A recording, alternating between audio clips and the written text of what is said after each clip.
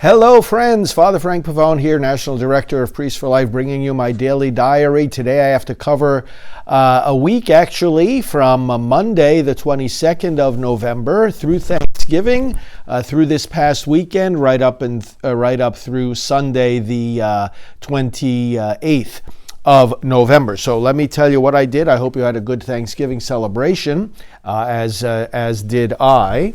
And let me just make sure everything's in place here. Okay, so Monday the 22nd, I was here in the office in the first part of the day, worked on the trip plan for my travels with our travel coordinator, got that all settled, worked with staff, had the usual staff meetings, had to have a taping in the studio of a Thanksgiving special for our TV programs, and then Janet and I, our executive director, had a welcome lunch for our new receptionist. We always have these welcome lunches when we bring someone on the staff.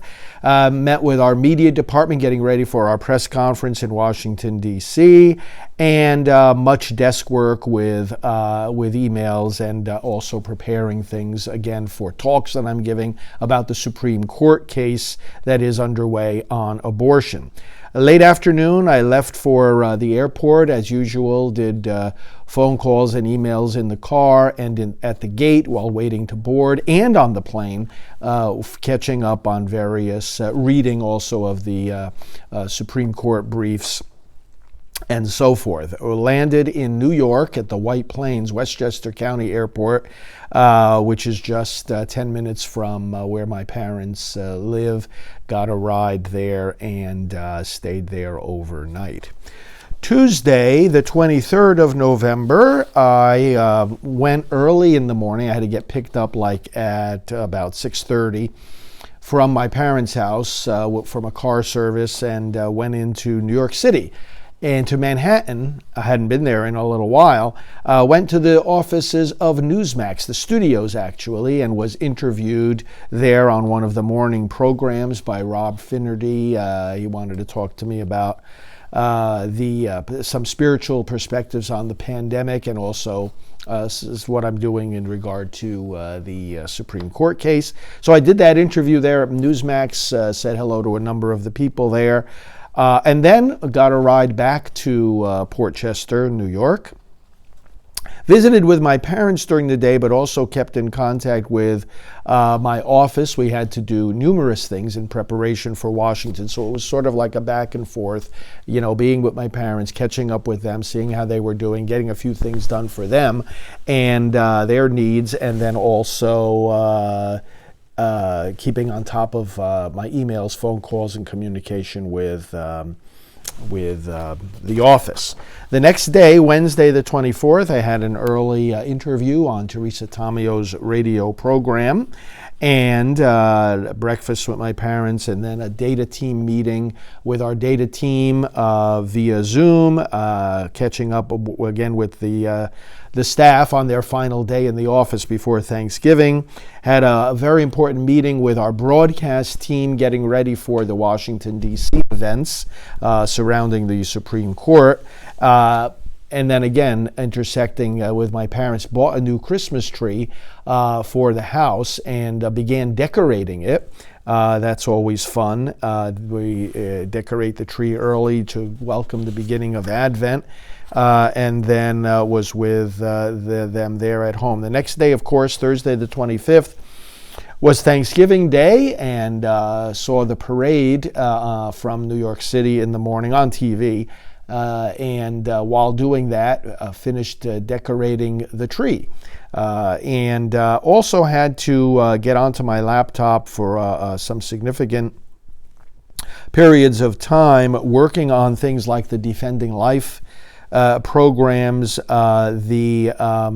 some plans for 2022, some communications with pro-life leaders who needed some information from me about schedules of events, some radio spots, writing up of new radio spots, approving some op-eds that have to go out. I had to get all those things in motion despite the fact that it was a holiday. So again, I was going back and forth between my computer and then time with my parents, and then in the afternoon we went over to my cousin's house for the Thanksgiving dinner. It was good to be over there, and also with my brother.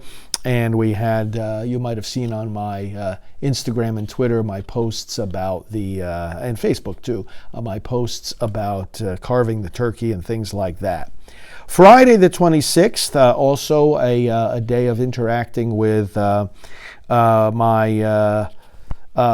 emails and preparations, especially for this Supreme Court case. You'll hear a lot more about that, and also doing some things in the house, helping out my parents with a number of items.